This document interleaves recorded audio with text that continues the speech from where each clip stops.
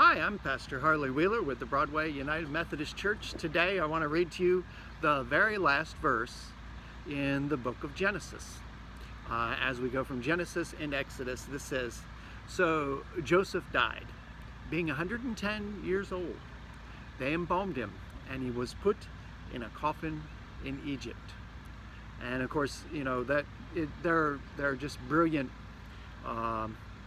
parts of the way the Bible story is told, because Joseph said, when you leave Egypt, when our people leave this time of sojourning in Egypt, take my bones with you, take my body with me, bury me in the land that God has promised to us. And so the story leads off, and everybody knew the Genesis scroll ended there, and the next scroll was Exodus, and the story of a Pharaoh who had turned cruel. He didn't know anything about Joseph and how wonderful his people had been for Egypt, but he began to treat them cruelly and oppressively, taking their life, enslaving them.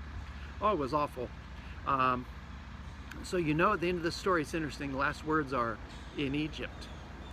In a place of bondage, and in a place where the future didn't look good for some time, but it was marked with hope.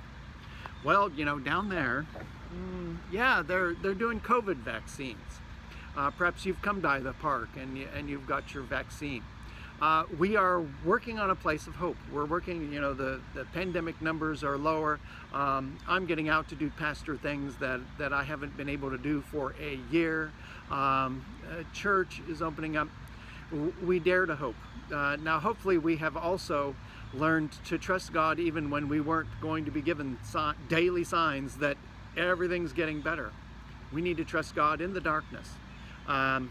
This way that the verse in Genesis ends, in Egypt, meant people were learning that we're going to have to trust God in darkness. There was some hundreds of years in Egypt for the Israelite people before their deliverer came. And so we wait for Jesus to set all things right, to give us the new heavens and new earth. There are times when we have darkness. There are times when all we can say is, well, the last word here is, here we're in Egypt, or we're in quarantine, or we're in just a fix of all kind of fixes.